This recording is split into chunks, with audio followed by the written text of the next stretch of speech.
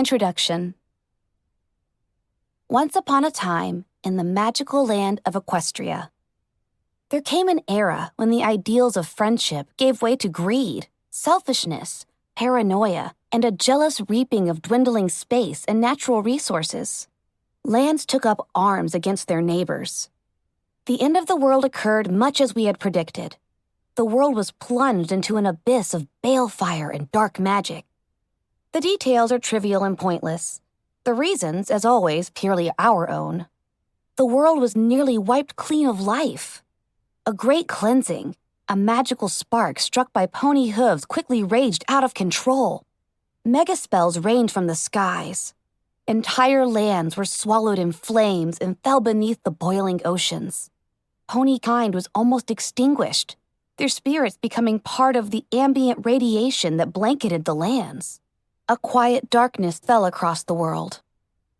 But it was not, as some had predicted, the end of the world. Instead, the apocalypse was simply the prologue for another bloody chapter in pony history. In the early days, thousands were spared the horrors of the Holocaust by taking refuge in enormous underground shelters known as stables. But when they emerged, they had only the hell of the waste to greet them. All except those in Stable 2. For on that fateful day, when spellfire rained from the sky, the giant steel door of Stable 2 swung closed and never reopened. Fallout Equestria. Written by kkat. Read by Prentice Osborn. Prologue of Pip-Bucks and Cutie Marks. If I'm going to tell you about the adventure of my life, explain how I got to this place with these people, and why I did what I'm going to do next, I should probably start by explaining a little bit about Pip-Bucks. What is a Pip-Buck? A Pip-Buck is a device worn on a foreleg just above the hoof, issued to every pony in a stable when they become old enough to start work. A blending of unicorn pony magic and science. Your Pip-Buck will keep a constant measure of your health and even help administer healing poultices and other medicine, track and organize everything in your saddle packs, assist in repairs, and keep all manner of notes and maps available at the hoof tap. Plus, it allows you to listen to the stable broadcast whenever you would like, as it can tune into and decrypt just about any radio frequency. And that's not all. A pony's Pip-Buck generates an EFS, Eyes Forward Sparkle, that will indicate direction and help gauge whether the ponies or creatures around you are hostile. And, perhaps most impressively, a Pip-Buck can magically aid you in a fight for brief periods of time through use of the SATs, Stable Tech Arcane Targeting Spell. Oh, and a feature not to be forgotten, it can keep track of the location of tagged objects or people, including the wearers of other Pip-Bucks. So, if a pony somehow got lost, don't ask me how you could get lost in a stable, but it does happen on occasion. Then any pony who knew the lost pony's tag could find them instantly. It can even be made to glow like a lamp. So yes, Pip-Bucks really are a testament to unicorn pony arcane science. And yes, having a Pip-Buck is a big advantage. So with how wonderful and miraculous all that just sounded, it's hard to impress upon ponies who never lived in a stable just how ordinary, how pedestrian, a Pip-Buck was in the eyes of the ponies living in Stable 2, and why I was disappointed to have one as my cutie mark. Every pony in Stable 2 had a Pip-Buck. All that stuff I mentioned, most ponies don't use even half of that. They just used it to tune into the stable broadcast, listen to the sweet, sweet voice of Velvet Remedy in the evenings, or the latest school singing competitions during the day. The stable had 2 soccer leagues, one which allowed SATs and one which prohibited it. Otherwise, most ponies paid their Pip-Bucks almost no attention at all. The overmare issues each pony their own Pip-Buck on the day of their cutie mark party, usually a day or two after you get the mark on your flanks that tells every pony what makes you special, what you're destined to be good at. Once it shows, the overmare knows what work to assign you. You know your place in the stable. So no, I was not thrilled that what made me special was something that every pony had. which was a lot like being told I wasn't special at all. Sure, getting a pit buck as my cutie mark could have meant I was destined to become an awesome pit buck repair filly or something, but in reality, it was like getting a cutie mark of a cutie mark. Did it help that I was the last pony to get her cutie mark? Not surprising in retrospect. Kinda tough to find what you're supposed to be good at when what you're supposed to be good at is something you don't get until you found out what you're supposed to be good at. So I tried everything. I even tried to invent new things. As a unicorn pony myself, my innate magics allow me a level of fine manipulation that Earth ponies don't enjoy. Any pony can hold a key in their teeth and open a lock, but using multiple tools in a very delicate operation, that requires precision levitation. So I decided to learn to pick locks with a bobby pin and screwdriver. And I was even getting pretty good at it. Unfortunately, it didn't get me my cutie mark. It just got me into trouble. I even, to my humiliation, went through the kkat, cutie mark aptitude test, in the hopes it would guide me to what made me special. But no, my cat was utterly average, with only marginally higher scores in a couple areas, indicating that I might be suited for work as a pit buck technician or a stable loyalty inspector. Two options, I should note, that were even less impressive when you considered that it was generally expected that unicorn ponies would go into either technical or administrative work. That is, except the unicorn ponies who are natural artists, like Velvet Remedy. As I said before, our inherent magic allows us the sort of fine manipulation that technical work demands. Likewise, the Overmare and her government were always unicorn ponies. It is the Overmare's unicorn magic, after all, that creates the false sunlight used to grow our underground apple orchard. And while our apples might not look like those beautiful red things in the old books, they are what keep us alive. It was only because they let me try my hooves at both positions that I gained access to a pit buck before receiving my own. Otherwise, I might never have gotten my cutie mark. Oh, my name is Little Pip. Go figure. I was given the name because I was the youngest and the smallest, and even my mother had the good sense not to call me Pipsqueak. Not that I don't love her, but when a filly's cutie mark is a glass of hard apple cider... Anyway, funny how names like that turn out sometimes. Pleased to meet you. Here is my story. Chapter 1. Out of the Stable. Because in Stable 2, no pony ever enters and no pony ever leaves. Gray. The walls of the maintenance stalls were all a very monotonous, dull gray. The particular wall I was staring at had the merit of being a very clean gray. Pit bucks were notoriously hardy and reliable, so being the stable's pit buck technician meant that there were long periods of nothing to do. Being the pit buck technician's apprentice meant that I was assigned all the mundane daily chores while my trainer took extended naps in the back room. Chores like cleaning the walls. This wall needs a mural. I let myself fantasize, picturing the Overmare agreeing and ordering Palette herself to turn our entire stall into one of her brightly colorful masterpieces. Palette was the greatest painter in Stable 2. And like every skilled artist, that made her a stable treasure. Life in Stable 2 inevitably began to eat at your spirit. You were born in the stable, you lived your whole life in the stable, you were going to die there, and the course of your life was largely laid out for you to see by your cutie mark party. So the Overmare insisted that a new song be added to the stable broadcast repertoire each week, that public areas were brightly painted and adorned with uplifting and motivational murals, that regular parties were planned in the atrium, all in an effort to distract and stave off depression. Reality came crashing back as I stared at the eternally blank gray. Beautifying maintenance areas was tragically low priority already, and the pit buck technician stall was one of the least trafficked parts of maintenance. I felt my ears droop as I started to realize that I'd be staring at this same gray wall nearly every day for the rest of my life. Oh dear, is it really that bad? And there she was.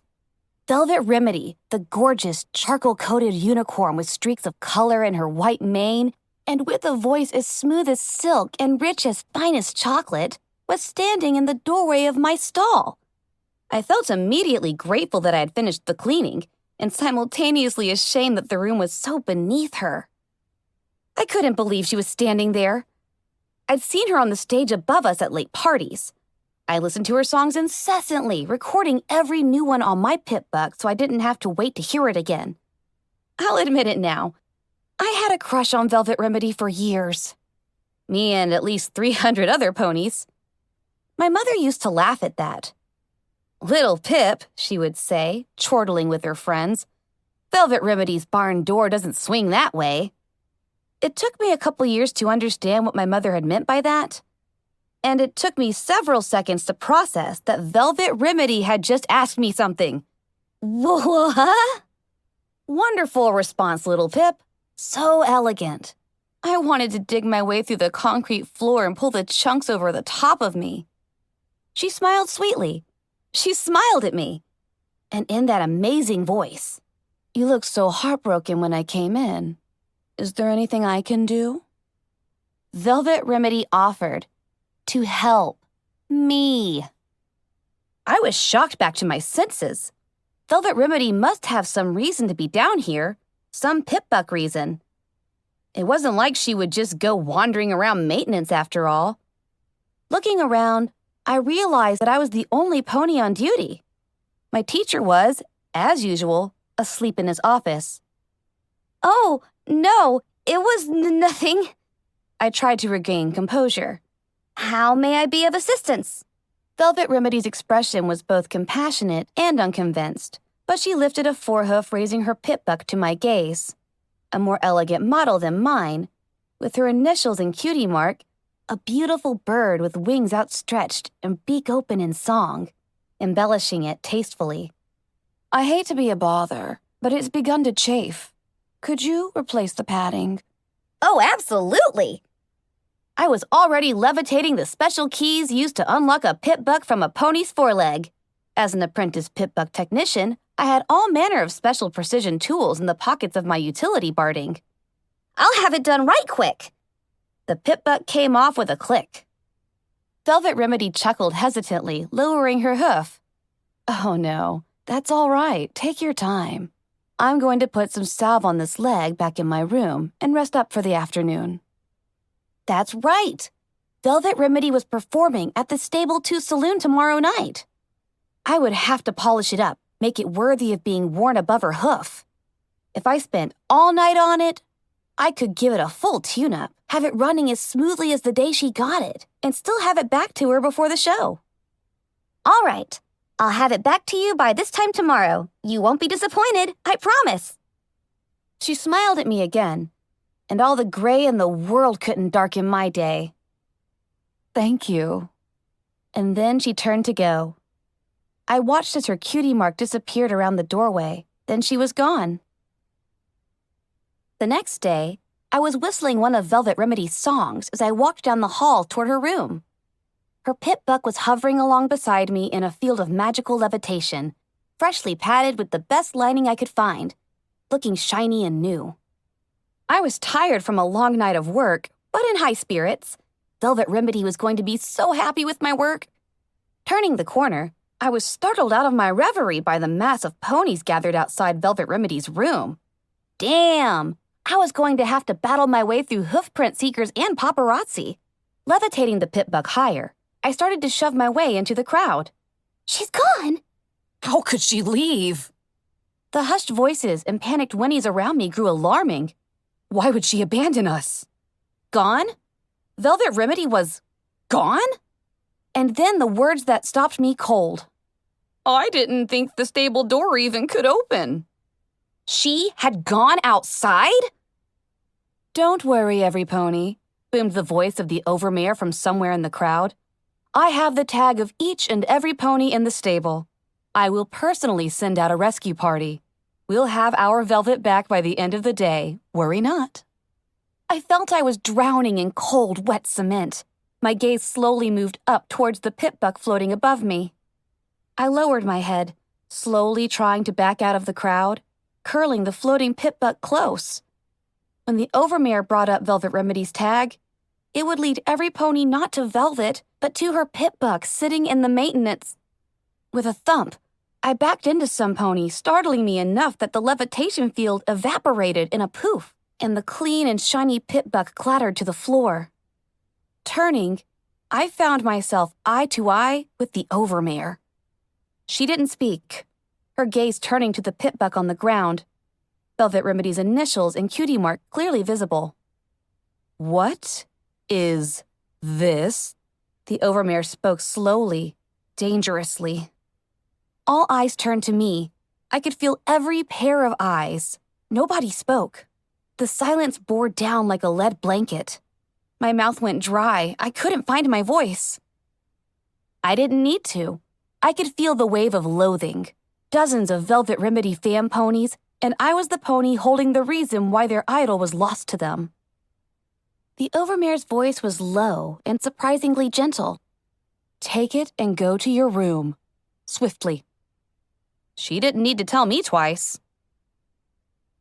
I lay on my bed that evening, poking at Velvet Remedy's pitbuck, as the radio in my own played yet another reiteration of the tragedy of the day. I couldn't believe it. Velvet Remedy was gone. I couldn't understand. How could she leave? Why would she go? The door out of Stable 2 was closed and sealed. Only the overmare knew the secrets to opening it, assuming it even could open, which obviously it could. But why? Nobody really knew what was outside, if there was anything out there at all. Historical books suggested the world outside was blasted, lifeless, and poisonous. That was, at least, the common and logical assumption. But a ghost story somebody told at my first, and only, slumber party had given me horrible nightmares and still lurked in the shadows of my head. A tale of a pony who somehow got the stable door open and stepped outside, only to find out that there was no outside. Just a great nothingness that whisked the pony away, devouring her soul so that she was nothingness too. Empirically, I knew that wasn't the case, but the mental image still haunted me. The two things I did understand was that Velvet Remedy had gotten me to remove her pitbuck so the overmare couldn't track her with it, and that I was screwed. Being the smallest pony my age, and the last to get my cutie mark, did not facilitate building friendships with my peer ponies. Mother honestly didn't help either, nor did waking up screaming at my first slumber party. So I was used to being alone. But I'd never had enemies before. I'd been beneath the notice of other ponies, but I'd never had one hate me. I really couldn't blame them either, even though it totally wasn't fair. They were upset and hurt and needed a scapegoat. The news hadn't mentioned me by name, just Velvet Remedy's custom-decorated pitbuck was found in the possession of a pitbuck technician pony. But with the whole two of us, it wasn't hard for every pony to figure out, even without the scene outside her room earlier. The overmare was speaking on the radio. "We are all feeling this loss, but I want to remind every pony that Velvet Remedy chose to do this. She chose to leave her home, to abandon us, her family. She betrayed my trust and she betrayed yours, just as she betrayed the trust of the pony who she tricked into removing her pitbuck, ensuring we could not find her. I know many of you are angry or hurt. I urge you to direct that anger where it truly belongs." As thankful as I was for her words, it wasn't going to change the resentment that I would face every day, even if every pony kept it to themselves. It hung in the air like old smoke. I distracted myself with the errant pitbuck, taking note of an encrypted file. I had spotted it yesterday, figuring it was probably an unfinished new song. I didn't want to open it then, both out of respect for Velvet Remedy's privacy and a dislike of spoilers, but I guessed it didn't matter anymore. The song would never be played. Opening a pouch on my utility barding, I withdrew an access tool that would allow me to remove the encryption safely and easily. It was a sound file. I played it. "The override code for opening the door to Stable 2 is CMC3BFF. I shot up in surprise at what I had heard. Swiftly, I turned off the radio and played it again. I didn't recognize the voice. It was female, kinda sweet, and had a strange accent that didn't sound like anyone in the stable. But now I knew how Velvet Remedy left. I must have sat there for hours, contemplating what I should do, but finally, I made my choice. I was going to go outside after her, and I was going to bring her back. I stood there, staring at the huge steel door that sealed Stable 2 away from the horrors, or nothingness, outside, and at the 2 guard ponies who blocked my way. I had my saddlebags packed with apples and necessities, even a big book of arcane sciences for something to read. I had 2 canteens around my neck. I was ready to go. But the overmare was making sure there were no follow-up acts. Insistence and glowering looks weren't getting me anywhere. My horn was glowing, but they stood their ground unimpressed. They weren't going to let me anywhere near the control panel. Hey, aren't you the filly who let our Velvet get lost outside anyway? One of the guards inquired daringly, taking a bullying step forward. The other guard looked away in disgust. I'm not sure if he was disgusted at me, or if he felt like the overmare seemed to about ponies wanting to take it out on me. I was kinda hoping it was the former, considering what I was about to do to them. Thud! The metal footlocker above them dropped onto their heads, knocking both out cold. Earth ponies. They never see that levitating something up behind you trick coming. I was at the controls, entering the passcode from Velvet Remedy's Pitbuck, when the overmare's voice boomed through the nearby speakers. Stop! I order you to stop this instant! Yeah, that wasn't going to happen. Guards, I want every guard pony at Stable 2 door. Stop that filly! Oh, crap. My hooves flew up to the main switch of the door, and I prayed to Celestia that the code worked. Then, with all my strength, I threw the switch. A loud clanging filled the air, followed by a hissing of steam and a great rumble that shook the room. As I watched, the massive bolt that held the door from Stable 2 shut slid back. A huge hinge arm swung down, attaching itself to the door, and with a teeth-hurting squeal, pulled the massive steel door out and away. Randomly, I found myself thinking in my mother's voice, Stable 2's barn door doesn't swing that way. The door to Stable 2 wasn't supposed to swing at all. Even though I threw the switch, I was stunned to see it actually open. You don't have to do this. Little Pip, isn't it? The overmare's voice kicked me out of my stupor. I could hear the hooves of galloping guards drawing near. I took a step towards the door. Don't worry, I'll bring her back. No, you won't. If you leave here, you'll never be let back in. For a moment, the unfairness stung. The overmare was willing to send out a search party to bring Velvet Remedy back, but then Velvet was special and I was not. Part of me wanted to turn back right there, crawl back to my room and my dreary but safe life. Drawing myself up, I stepped out the door. With a final hiss and clang, the steel door of Stable 2 closed irrevocably behind me.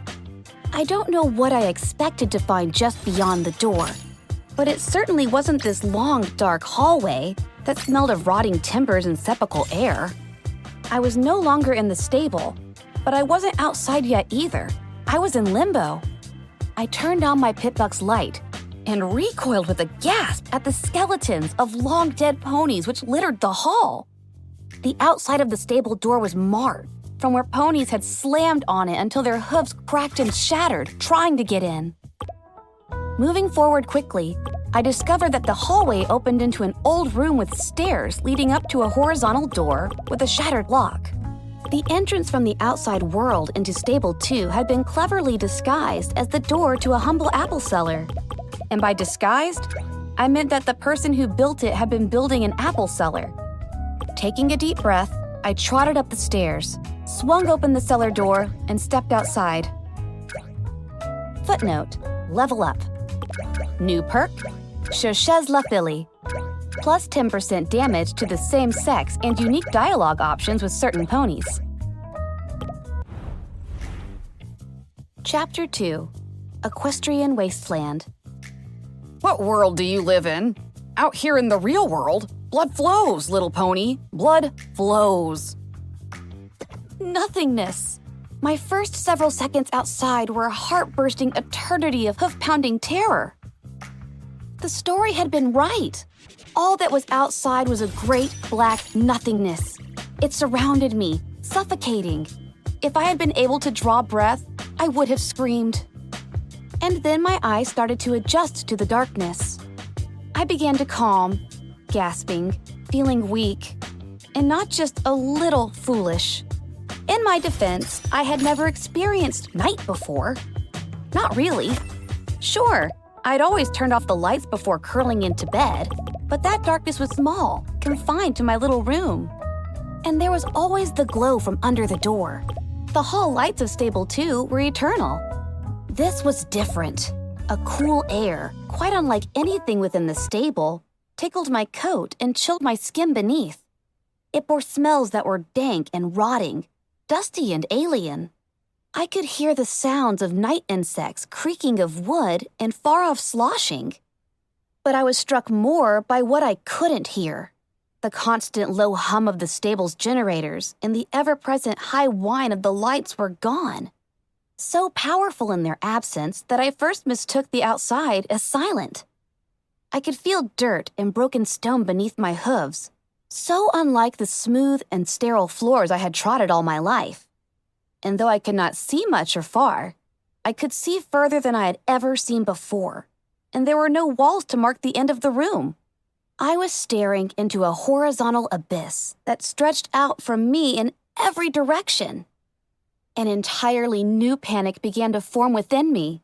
My hind legs went out from under me and I sat, stunned.